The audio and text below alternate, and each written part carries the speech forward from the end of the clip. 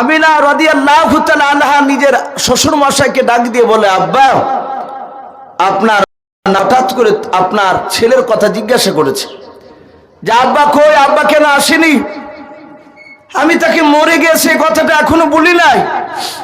আমি একটু কথাটা কৌশল করে বলেছি যে তোমার আব্বা ব্যবসা করতে গিয়ে আর তোমার নানার দিক থেকে দেশ থেকে আর আসেনি। শুনে নাও, আমার ছেলে এই কথা বলার পর বলেছে আমি যাব আব্বাকে দেখবো। ওগো আব্বা যান, যদি আপনি 4-5 দিনকার মতো যদি একটু সময় দিতে, আমি আমার ছেলেকে নিয়ে যেতাম তার নানা নানির মহব্বতে। হয়তো কয়েকদিন তার মহব্বত পাওয়ার পর আব্বার কথাটা হয়তো ভুলে যেতে পারে। আমার বিশ্বনবী দরদি নবী জনাবি মোহাম্মদ রাসূলুল্লাহ সাল্লাল্লাহু তাআলা আলাইহি ওয়াসাল্লামের জন্ম দক্ষিণে মা যখন ওই কথাটা অনুমতি চাইতে গেলেন, আব্দুল মুত্তালিব হাউমাউ করে তিনি কেঁদে উঠলেন। হযরত আমিনা বলছেন, ওগো আব্বা আপনি কাঁদছেন কেন? আপনি কেন কান্না করেছেন বলুন? ডাক দিয়ে বলেছিল, মারে যেই দিনকে তোমার স্বামী আব্দুল্লাহ আমার কলিজার টুকরা ছেলে, তার ভাইরা যখন আব্দুল্লাহকে সিরিয়ায় যাব বলে নিয়ে যাব বলে আমার কাছে অনুমতি নিতে এসেছিল, আমার 9টা ছেলেতে, ওগো আমার ছেলেরা শুনে নাও, ওগো আমার আমিনা শুনে নাও, ওই সময় আমার বুকের ভিতরটা চেয়ে উঠেছিল। আমি বলেছিলাম ওগো আমার ছেলেরা, আমার আব্দুল্লাহ চলে গেলে আর কোনোদিন ঘুরে আসবে না। তা আমার মনে হয় আমিনা তুমিও চলে গেলে হয়তো তুমি আমার আব্দুল্লাহর মতো হয়তো তুমিও ঘুরে আসবে না। হযরতে আব্দুল মুত্তালিবের কথা আমিনা বুঝতে পারলেন যে আমাকে যেতে দিবে না। আবার ঘুরে বাপজি বাড়িতে যাহাতে এসেছে, বললেন, ওগো আমা চলো তাড়াতাড়ি চলো। বলে তোমার দাদা তো অনুমতি দিল না। সঙ্গে সঙ্গে আব্দুল মুত্তালিব চিন্তা করলেন, যদি আমি অনুমতি না দিই, আমি তো অনুমতি দিলাম না, হয়তো আমি না ঘরে গিয়ে কান্না করবে যে আমার স্বামী বেঁচে থাকলে নিশ্চয় আমার ছেলেকে আমার আব্বার বাড়ি নিয়ে যেত, ঘুরতে নিয়ে যেত। আমি এটা ভুল করেছি, আমার এটা ঠিক হয়নি তাকে বারণ করা। আব্দুল মুত্তালিব ডাক দিলেন, আমিনা ওই নাও। আমিনা বললেন, ওগো আব্বা আপনি ডাকছেন? বলে হ্যাঁ। বলে মা আমি তোমাকে বারণ করেছিলাম, ভুল করেছি, আমি আর বারণ করব না। তুমি তোমার ছেলেকে তোমার আব্বার বাড়ি নিয়ে যাও, 1 নয় 2 নয়, বেশি দিন থেকেও না। ওগো আমার আমিনা তুমি ভালোই জানো, তুমি তো ভালোই জানো যে আমার আব্দুল্লাহ ইন্তেকাল করার পরে আমি তোমাকে না দেখলে থাকতে পারি না। তারপরে তোমার পেট থেকে যে মুহাম্মদ সাল্লাল্লাহু আলাইহি ওয়াসাল্লাম জন্ম নিয়েছে, সেই মুহাম্মদ সাল্লাল্লাহু আলাইহি ওয়াসাল্লামকে একটি বার আড়াল করে আমি আর থাকতে পারি না। তা আমার দাদু ভাইকে নিয়ে যাও, খুব বেশি নয়, মাত্র 7 দিন আমি সময় দিলাম। আলহামদুলিল্লাহ 7 দিনের বেশি থাকবে না। শুধু তুমি একাই যাবে না, আমার বিটি উম্মে আইমনকে নিয়ে যাও। উম্মে আইমন বাপজি সাথে দিলে, ডাক দিয়ে বলে, মারে যদি আমি না ভুলে যাই তাহলে তাকে 7 দিনের কথা স্মরণ করে দিও। আমার বিশ্ব নবী বলেন, আমার ফুপুমার আমার মা, হ্যাঁ দুখানা ধরে দুজনায় টানতে টানতে বাপজি নিয়ে চলে যাচ্ছে, নবীজির নানার বাড়িতে নিয়ে যাচ্ছে। নবী বলেন, অনেকটা দূর চলে গেলাম, সিরিয়া বাপজি আপনার পার হতে হতে মাকামে আবা বলে যে একটা জায়গায় যেখানে আব্দুল্লাহ ইন্তেকাল করেছিলেন, ওই জায়গায় হযরতে বিশ্ব নবী বলেন, দেখলাম আমার মা আমাকে একটা গাছের গুড়িতে ছায়ার তলে আমাকে দাঁড় করে দিল। দাঁড় করে দেওয়ার পরে আমি দেখলাম আমার মা সামনে একটা উঁচু কবর দেখতে পাওয়া গেল।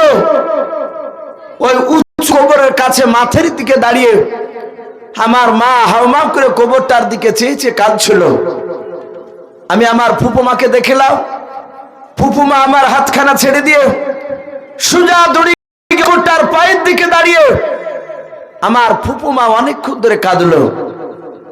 তারা দুজনায় কাঁদাকাটি করে আবার আমার হাতখানাকে ধরলো। আমার বিশ্ব নবী জনাবে মুহাম্মদ রাসূলুল্লাহ তাআলা আলাইহি ওয়াসাল্লাম হযরতে আপনার আমিনা নাই নবীজি বলে দেখাও তারা অনেকক্ষণ ধরে কবুতরের কাছে কান্না করে তারা আমার আবার এসে হাত ওখানা দুজনাই ধরলো ধরে টেনে নিয়ে বলল বাবা আর দেরি করা হবে না একটু তাড়াতাড়ি পা চলে তুমি হাঁটো তোমার নানার বাড়ি তাড়াতাড়ি পৌঁছাতে হবে আমিনা বলে নবীজিকে নিয়ে গিয়ে আমার মার বাড়িতে পৌঁছালাম এলাকার মানুষেরা বাপজি ভিড় লাগালো নবীজির চেহারা খানার জন্য সবাই মিলে বাপজি রাসূলুল্লাহকে দেখতে চাইতে শুরু করলো গোটা তায়েফবাসীর এলাকার লোকেরা বাপজি সবাই মুগ্ধ হয়েছে নবীজির চেহারা দেখে প্রচার শুরু হয়েছে হযরত আপনার আমিনার বাচ্চা নিয়ে এসেছে এত সুন্দর বাচ্চা পৃথিবীতে দ্বিতীয় কোথাও দেখা যায় না সবাই মিলে দেখার জন্য বাপজি যখন ভিড় লাগালো তায়েফ নগরে মোড়লেরা বলো শুনে না বন্ধুরা এভাবে সবাই মিলে জান ভরে দেখতে পাওয়া যাবে না বেড়াতে এসে আমিনার আব্বা আব্দুল ওয়াহাব বিন জোহরি গরিব মানুষ ছেলেটাকে যদি জান ভরে দেখতে হয় প্রতিটা বাড়িতে একদিন করে পানি করে খাতে নিয়ে যাও ওরা খাওয়া দাওয়া করবে তোমার বাড়িতে তোমরা জান ভরে দেখবাও সবাই মিলে বাপজি রাজি হয়ে গেল একদিন দুদিন 3 দিন 4 দিন 5 দিন করে বাপজি খেতে খেতে খেতে খেতে খেতে বাবা 1 মাস পার হতে চলল আমিনার মনে নাই মনে পড়ে গিয়েছে ডাক দিয়ে বলো ওগো বোন আমিনা 7 দিনকার কথা আমি ভুলে গিয়েছিলাম আমার আব্বা 7 দিনের বেশি থাকতে বারণ করেছিল ওরে আমিনা শুনে নাও আজ 30 দিন পার হতে চলল হযরতে আমিনা ডাক দিয়ে বললেন আমারও তো মনে নাই আমি ভুলে গিয়েছিলাম তাড়াতাড়ি বাড়ি চলাও আল্লাহ বাপজি নিজের আব্বার কথা বাপজি তখনও ভুলে নাই ডাক দিয়ে বলেছিল ওগো আমার মা আমার আব্বা কই দেখতে কেন পাওয়া যায় না আমিনার চোখ দিয়ে পানি গড়তে লাগলো নবী বলেন মা কাঁদো কেন বলে বাবা রে তোমার আব্বা আসো বাড়িতে চলে গিয়েছে মানে কবরে আল্লাহ রাসূল বলে মা তাড়াতাড়ি চলে এখন বাড়ি যাব আমার আব্বাকে আমি দেখবো আব্বাকে জানবো রে দেখবো আল্লাহর নবীজিকে হাত ওখানা ধরে টেনে নিয়ে চলে আসতে লাগলেন উম্মে আইমন আর আমিনা নবীজি 3 জনা চলে আসতে আসতে বাবা আমার নবী বলেন যাবার সময় যে গাছটার ছায়া তো আমাকে দাঁড় করে রেখেছিল আমি আসার সময় আবার দেখলাম আমার মা ওই গাছটার গুড়িতে বাপজি আমার করে নিয়ে বলেছিল বাবা এখানে তুমি দাঁড়াও আমরা দুজনাই কবরটার কাছ থেকে ঘুরে আসি আল্লাহর নবী বলে আমি দাঁড়িয়ে থাকলাম দেখলাম আমার মা ওই কবরটার কাছে যাবার সময় যে জায়গায় দাঁড়িয়ে দাঁড়িয়ে কেঁদেছিল আসার সময় দেখলাম ওই কবরটার কাছে গিয়ে আমার মা হাওমা করে কান্না করতে লাগলো উম্মে আইমান ফুপুমাকে দেখলাম ওই কবরটার পায়ের নিচে দাঁড়িয়ে দাঁড়িয়ে কাছিলাম আল্লাহ রাসূল বলেন অনেকক্ষণ ধরে কাটাকাটি করার পর আমার হাত দুখানা মা আর ফুপুমা ধরে টানতে টানতে বলে বাবা তাড়াতাড়ি বাড়ি চলো তোমার দাদা তোমাকে না দেখলে থাকতে পারে না আল্লাহর নবীজি বলেন মা তাড়াতাড়ি বলো গো মা ওই কবরটা কার যাবার সময় কাঁদিলে আসার সময় তুমি কাঁদিলেও মা তুমি বলো কবরখানা কার হযরত আমিনা কাঁদে কিন্তু কথা বলে না বলে বাবা তাড়াতাড়ি বাড়ি চলো ও সব শোনো না হযরত নবীজি নিজের মার হাতখানা ছেড়ে দিয়ে বাবা ফুফুমা উম্মা ওনার হাত ওখানা বাপ যে জোরে ধরে বলে আর বলে ফুফুমা তাড়াতাড়ি বলো গো ফুফুমা যাবার সময় তো দেখলাম কবরটা দেখে কানিলাম আবার আসার সময় তো দেখলাম কবরটার কাছে গিয়ে কানিলাম ও ফুফুমা তুমি তাড়াতাড়ি বলো কেন বলো নাই তোমরাও আল্লাহর নবী একবার আমিনার হাতখানা জোরে ধরে আবার হাতখানা ছেড়ে দিয়ে উম্মে আইমান ধরে কয়েকবার ধরাধরি করে বাপজি যত জিজ্ঞাসা করে তত বাপজি তারা করে কান্না জোরে দেয় আল্লাহর নবী জনাবে মুহাম্মদ রাসূলুল্লাহ সাল্লাল্লাহু আলাইহি ওয়াসাল্লাম আম্মে আইমনের বাপ জাহাজ ছেড়ে দিয়াও আল্লাহর নবী এর পা দুখানা জি আমিনা নবী আমার জোড়ো ধরাও ডাক দিয়ে বলেছিল মা বুঝতে পেরেছে গো মা ওই কবরটা কার হতে পারে। হযরত আমিনা বলেছিল বাবা কার কবর বলো, কার? বুঝতে পেরেছে বলাও। আল্লাহ রাসূল ডুকরে ডুকরে কাঁদে আর বলেছিল মা ওই কবরটা আমার আব্বা জানের ছাড়া আর কারো কবর হতে পারে না। ও মা এমন ডাক দিয়ে বলেছিল বাবা বুঝলে কেন করে? বলে মা গো তোমার কান্না দেখে বুঝতে পেরেছি নিজের মানুষ না হলে ওইভাবে কাঁদে বানাও। 2 3 4 করে 6 মাস হতে চলল আমার আব্বাকে একটিবারও তুমি দেখাতে পারো না। ওগো মা সত্যিকার বলবার কবর? বলে হ্যাঁ বাবা ওই জায়গাটার নাম হচ্ছে মাকামে আবওয়া। এই কলিজার টুকরা ছিলে মুহাম্মদ সাল্লাল্লাহু আলাইহি ওয়াসাল্লাম তুমি যখন আমার পেটে 6 মাসের বাচ্চা ছিলে। বলে হ্যাঁ ওই সময় তোমার আব্বা তোমার চাচাদের সাথে সিরিয়ায় ব্যবসা করতে গিয়েও ওই মাকামে আবওয়া জায়গাটা ইন্তেকাল করেছে, ওখানে দাফন করেছে। আর বাড়ি যাই না রে বাবা, তাড়াতাড়ি চলো, তোমার দাদা 7 দিনের বেশি আমাদেরকে থাকতে বারণ করেছিল। নবী আমার বলেন মা তোমরা কবরখানা জিয়ারত করেছো আমাকে কেন বললে না? ও মা আমি এখনই আব্বার কবরে যাব, আমি আব্বার কবরখানা জিয়ারত না করে বাড়ি যাব না। উম্মে আইমান বলল আমি না রে এতদিন যখন দেরি হয়ে গেল আর শুনে নাও আর আমরা তাড়াতাড়ি করবো না, চলো। এই ছেলেটা যখন বারবার কান্না করে আব্বার কবরখানা দেখার জন্য বলে হ্যাঁ, বলে চলো একবার আব্বার কবরখানা জিয়ারত করে নিয়ে আসে। আল্লাহ রসুলকে বাপজি নিয়ে যেতে শুরু করলেন কবরের দিকে, আব্দুল্লাহর কবরের দিকে। হযরত আমিনা বলেন কিছুটা দূর যেতে যেতে যেতে যেতে যেতে একটা বাবলা গাছের ছায়ার তলে আমিনা দাঁড়িয়ে গেলেন। দাঁড়িয়ে যাওয়ার পর নবীজিকে ইশারা করে দেখে বলছেন বাবা ওই দেখো উঁচু কবরটা। বলে হ্যাঁ হ্যাঁ ওই কবরটা তোমার আব্বা জানের কবর, তুমি যাও। নবী বলেন মা তুমি যাবা না? বলে নাও। আমার বুকে ব্যথা শুরু হয়ে গিয়েছে আর হাঁটতে পারি নাই। নবী আমার চলে গেলেন। উম্মে আইমান আর আমিনা দাঁড়িয়ে দাঁড়িয়ে নবীজির কবর জিয়ারত করা খানা বাপজি দেখবে।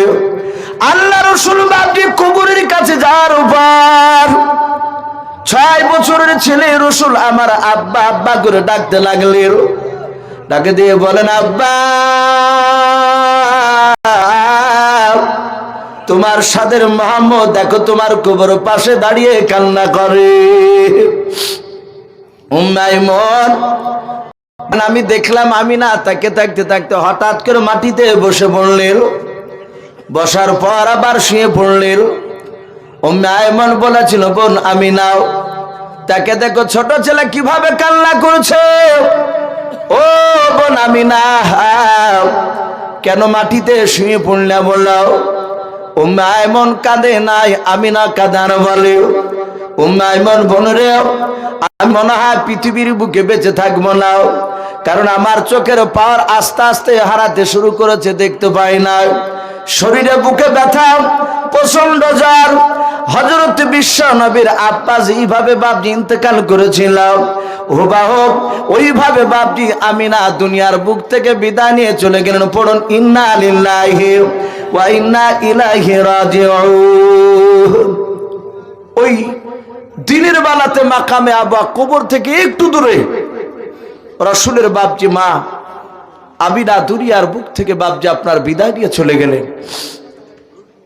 আমার বিশ্বনবী জানেন না যে তার মা দুনিয়ার বুকে বাপজি আর তাজা নাই, বেঁচে নাই।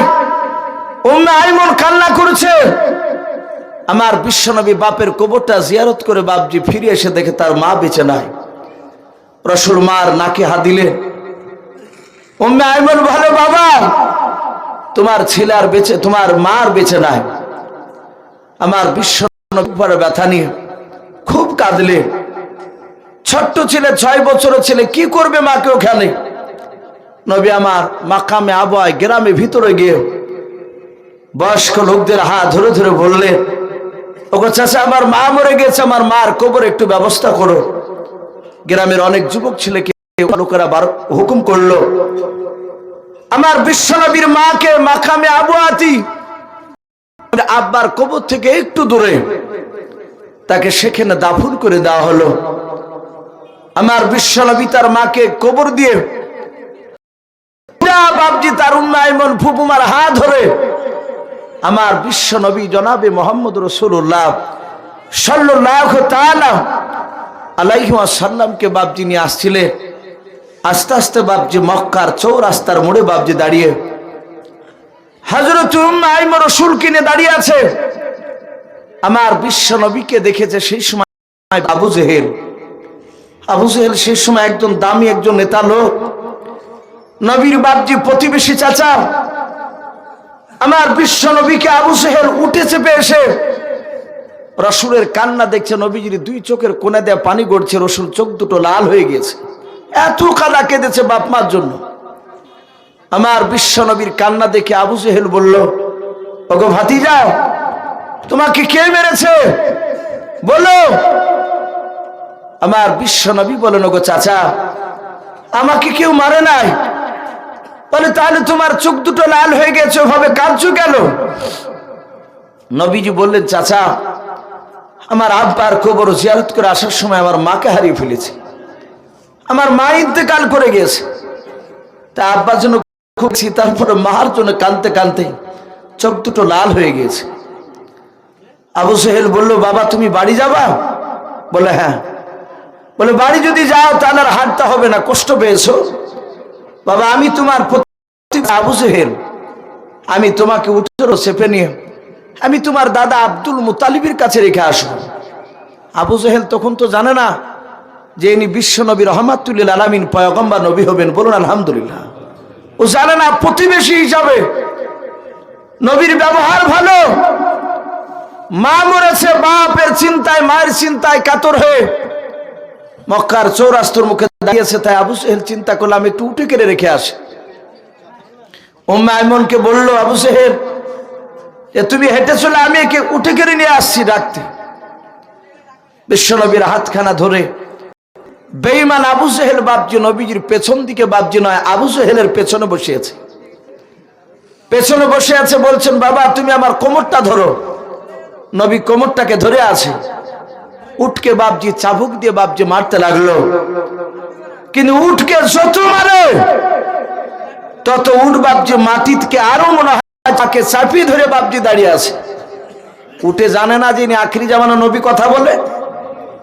অবলা উঠ বুঝতে পেরেছে বিশ্ব উঠেছে আমার পিঠের উপরে, কিন্তু উঠকে বাপজি যত মারে উঠ পা লড়াই না। আমার রাসূল বলেন, ওগো চাচা, আমার মনে হয় উঠ ভারী হয়ে গেছে, আমি উঠাতে, আপনি নামিয়ে দেন। বলে, না বাবা, এর চেয়ে ভারী ভারী জিনিস নিয়ে যায়, কিন্তু আজ যায় না কেন? সেরা তাহারিবে কেতাবটিতে এসেছে, ওঠ আল্লাহর কুদরাতে আল্লাহর সাথে কথা বলছেন। বলুন আলহামদুলিল্লাহ। উটের ভাষা আল্লাহ বুঝে না, ডাক দিয়ে বলে, আল্লাহ আবু জেহেল মারতে মারতে যদি আজকে ধুলার সাথে মিশিয়ে দেয়, খোদার কসম করে বলি, নবীকে যতক্ষণ পর্যন্ত আবু জেহেলের পেছন দিক থেকে নবীকে সামনে দিকে না নিবে ততক্ষণ পর্যন্ত আমি এক সামনে দিকে ফেলবো না। বলুন আলহামদুলিল্লাহ। সম্মানিত ভাইরা আমার, বাবা জীবনেরা, লাস্টে উট বাপজির সামনেকার পা এইভাবে উঁচু করেছিল, নিচু হয়ে যাচ্ছিল। আবু জেহেল দেখলো ভাতিজা পড়ে যাবে, তাই রসুলের ডান হাতখানা ধরে সামনের দিকে বসে নিল। উট যতই উঁচু হোক, নবীজি পড়তে গেলে আমার পেটে আমার বুকে এসে বাঁধবে, পড়বে না। যাহাতে বাপজি হাতখানা ধরে সামনে বসালছে, আর উট বাপজি চলতে শুরু করলো। জোরে বলুন সুবহানাল্লাহ। ভাই অনেক লম্বা ঘটনা আছে, আমি সকল বাপ রাসূলুল্লাহর কথা ইনশাআল্লাহ আমি আরেকটু আলোচনা করব। তার পূর্বে বলি ভাই, দেখেন প্রায় 12টা বাপজি বাঁধতে চলে আর 10 মিনিট বাকি আছে। আপনারা সকলেই জালসার হ্যান্ডবেল দেখেছেন, উন্নতি কল্পে জালসা।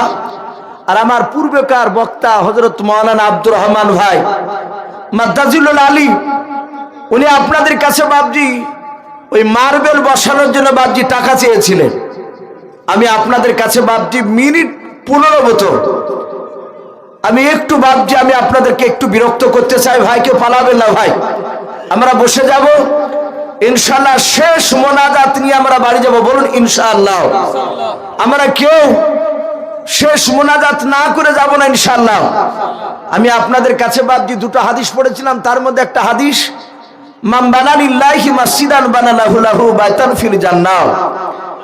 আমার বিশ্বনবী বলে কেউ যদি জান্নাত মসজিদে যদি কোনো জিনিস যদি দান করে, টাকা ইট যাই হোক না কেন মসজিদে যদি দান করে, নবী বলেছেন তার জন্য একটা জান্নাতে ঘর তৈরি করা হবে, বলুন সুবহানাল্লাহ।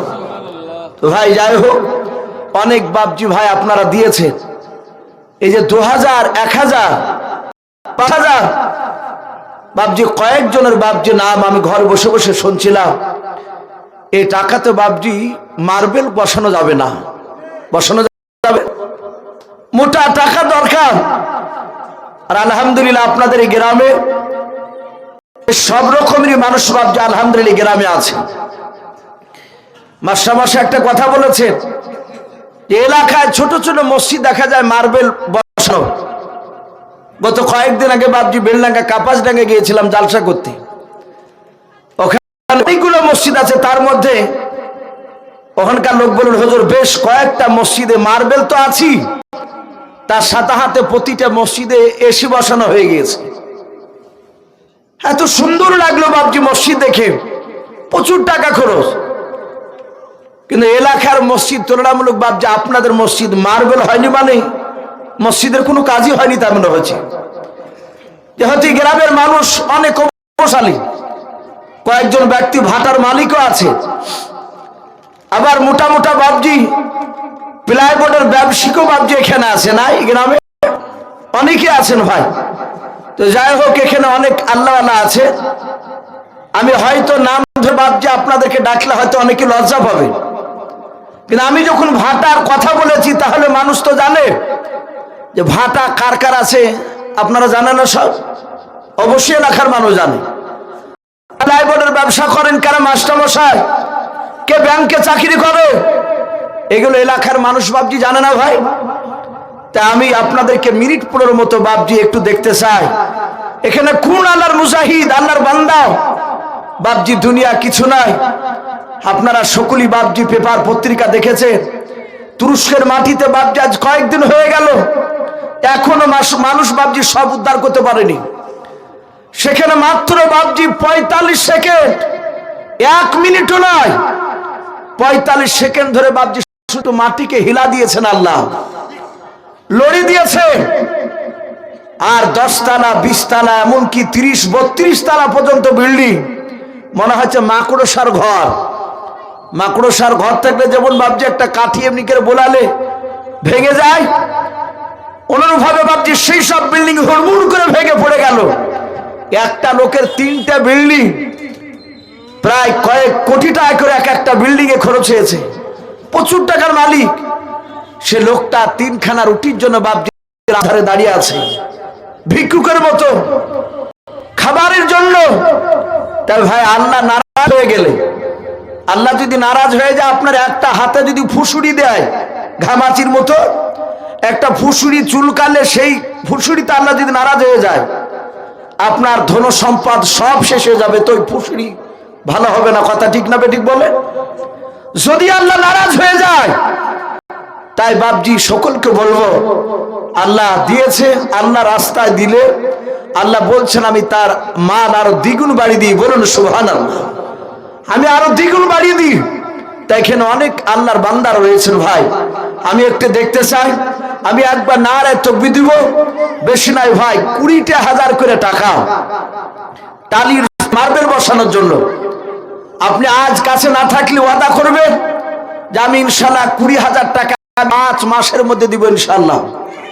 মার্বেল ইনশাআল্লাহ হয়ে যাবে ভাই। 20,000 টাকা করে ভাই আমি মাত্র 5টা লোককে ভাই দেখতে চাই। আমি একবার নারায়ে তাকবীর দিব ভাই। গ্রামের মানুষ অনেক বাবজি ভাই রয়েছে, আমার অনেক মা বোনেরা পর্দার আড়ালে আছে। আমি মা বোনেদেরকেও দেখতে চাই, অনেক মা বোনের বাপজি আপনার টাকা থাকে অনেক জায়গায় দেয়, এখানে অনেক বাপজি ভাই আছে যারা হয়তো দেনে হয়তো অনেকে এখানে না থাকলেও বাড়ি থেকে আশা করি শুনতে পাচ্ছে। ভাই অনুরোধ করব আপনারা বাড়িতে থাকলে একটু আসুন, বেশি নয় বাপজি 20,000 টাকা, এমন কিছু বেশি নয়, 20,000 টাকা। আমি একবার নারে তাকবীর দিব, 5টা মানুষ বাপজি হাতখানা উঁচু করে বলবেন আমি দিব ইনশাআল্লাহ। বলে নারে তাকবীর। ভাই জোরে বলি ভাই, আল্লাহু আকবার। রসুল বলেছেন কেউ যদি পড়ে একবার, আমার আল্লাহ রসুল বলেছেন আল্লাহ রহমতে যশোডুব দিয়ে দেয়। যখন কোনো বান্দা আল্লাহু আকবার বলে, আল্লাহ খুশি হয়ে থাকতে না পেরে যারা আল্লাহু আকবার বলে তাদের জীবনের সব গুনাহগুলো আল্লাহ মাফ করে দেয়। বলুন সুবহানাল্লাহ। বলেন নারে তাকবীর। মাশাআল্লাহ। ভাই আশিকে হবে না ভাই?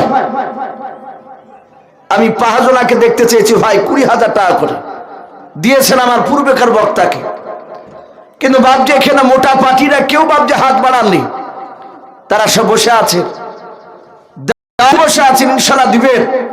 তো ভাই একটা মানুষ একটু প্রথমে হাত উঁচু করে বলি ভাই, কেউ নাই ভাই?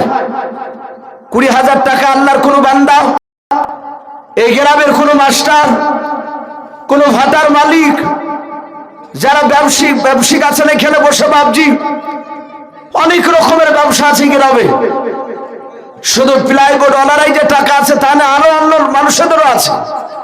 ভাই আমি একটু দেখতেছি, একটা মানুষ হাত উঁচু করে বলুন ভাই আমি 20,000 টাকা দিব ইনশাআল্লাহ। জি হবে না কেউ ভাই? জি একটু হাত উঁচু করে বলি। আজ আপনাদের কাছে বাপজি জান না, আজ কিছু টাকা কিছু মাল একটু আপনাদের কাছ থেকে বাপজি চেয়েছি। রাসূলের জামানায় সাহাবা রাদিয়াল্লাহু তাআলা আনহুম আজমান গোনেরা, তারা রাসূলের জামানায় বাপজি রাসূলের সামনে জানের প্রতিযোগিতা লাগাতো। বলুন আলহামদুলিল্লাহ। তারা জানের প্রতিযোগিতা করত। বদরের সরজমিনে আমার বিশ্বনবী যুদ্ধে যাবে, বদরের জমিনে নবী বলে লোক আমার সাহাবাইকেরা, মক্কাতে আমাকে থাকতে দেয় না, মদিনাতে এসেছি। আসার পরে আবু জেহেল হুমকি দিয়েছে, সে যুদ্ধের ডেট দিয়েছে, বদর প্রান্তে যুদ্ধ হবে। হে আমার সাহাবাই কেরাম বলল, কারা যুদ্ধের বলো প্রথম যুদ্ধ, সেখানে জিন্দা ফিরে না আসতে পারো সেখান থেকে। সব সাহাবাই কেরাম বাপজি আমার সোনা লালেরাও ওই জায়গাতে বাপজি তারা দাঁড়িয়ে সবাই হাত উঠিয়েছিল, কিন্তু ছোট ছোট বাপজি বাচ্চা ছেলেরাও, ছোট ছোট বাচ্চা ছেলে, হযরত মায আর মুআবিজ 10 বছর, কেউ বলেছেন 6 বছর, কেউ বলেছেন 8 বছর, এই দুটো ছেলে বাপজি তারাও দাঁড়িয়ে গিয়েছিল। বলুন সুবহানাল্লাহ। তারা ঈমান বাপজি বাড়াতে গিয়ে আল্লাহ রাসূলকে দেখে দিয়েছিলেন যে আমরা যুদ্ধ করতে রাজি আছি, কিন্তু তারা যুদ্ধ করার ক্ষমতা তাদের ছিল না।